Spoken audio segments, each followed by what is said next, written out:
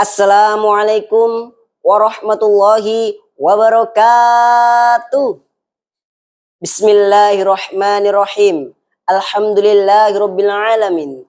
Assalatu wassalamu ala asrofil anbiya'i wal mursalin. Sayyidina Muhammadin sallallahu alaihi wasallam wa ala alihi wa ashabihi ajma'in. Qala Allah ta'ala fil Qur'anil Karim. Ud'u ila sabili rabbika bil hikmati wal mau'izatil hasanah wajadilhum billati hiya ahsan. Qala Allah Ta'ala fil Qur'anil Karim wal takum minkum ummatun yad'una ilal khairi wa ya'muruna bil ma'ruf wa yanhauna 'anil munkar wa ulaika humul muflihun.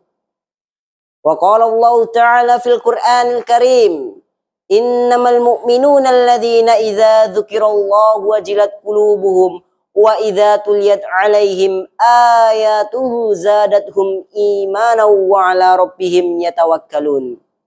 Qala Rasulullah sallallahu alaihi wasallam, ad-dinun nasihah, ad-dinun nasihah, ad-dinun nasihah. Amma ba'd.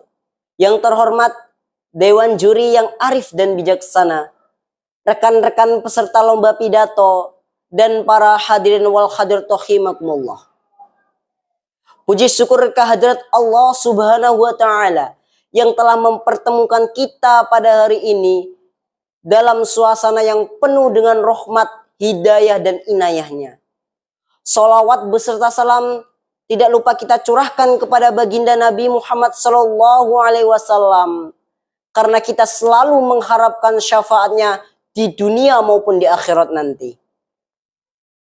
Pada kesempatan yang mulia kali ini, saya akan menyampaikan sebuah pidato yang berjudul Islam Rahmatan lil Alamin. Kita ketahui bersama bahwa Islam adalah agama Allah yang terakhir, yang mana pengikutnya disebut dengan Muslim.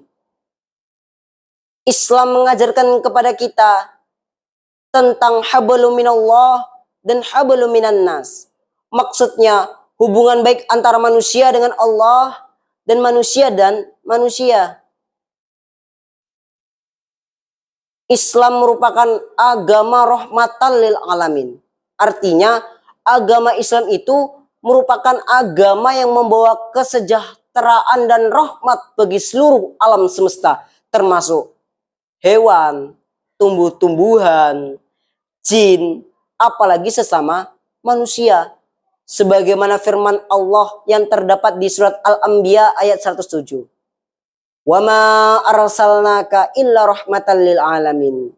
Tidaklah kuutus engkau Muhammad kecuali menjadi rahmat bagi seluruh alam semesta.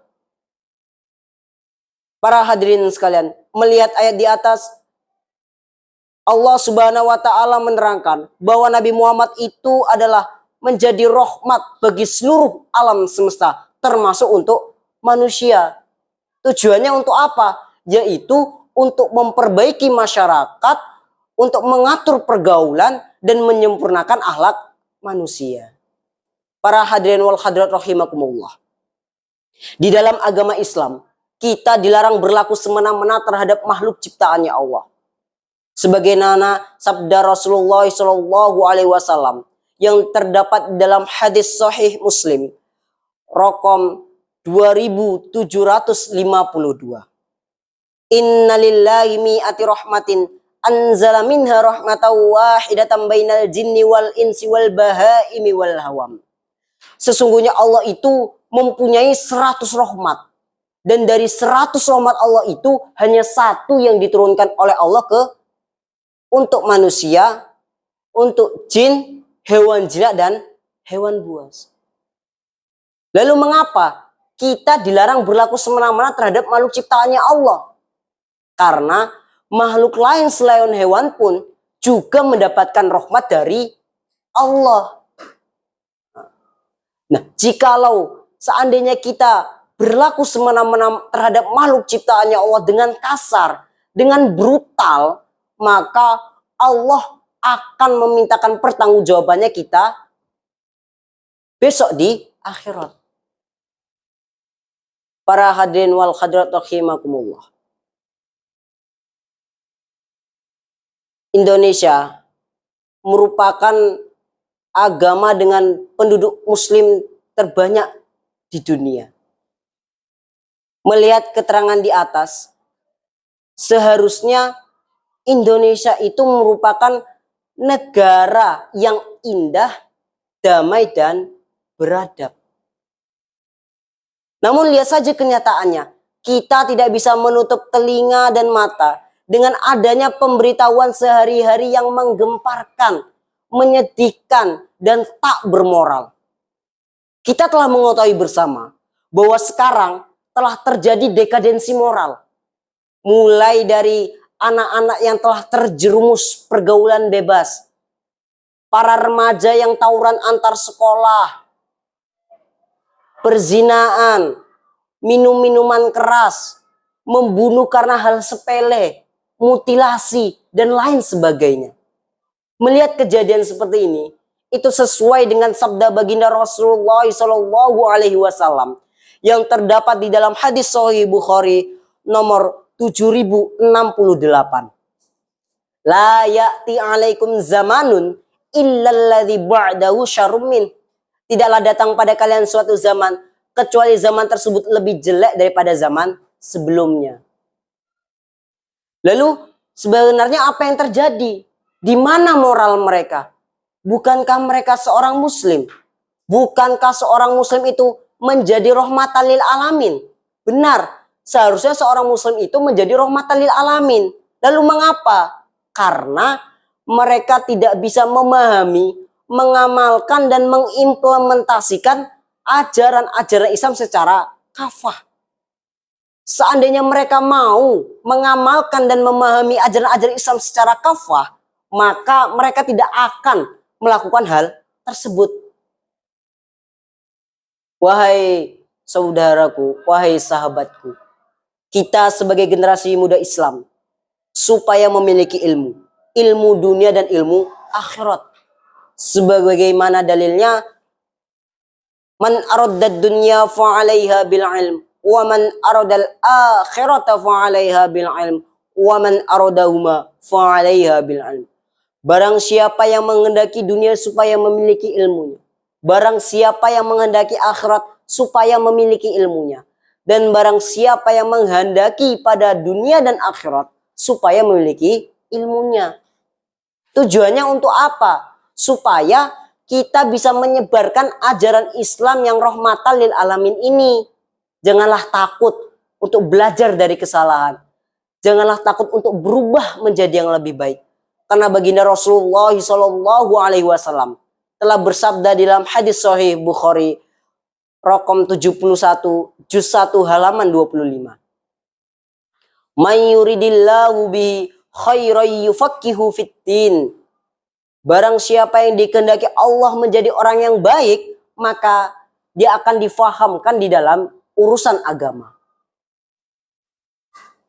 Para hadirin wal hadirat rahimakumullah.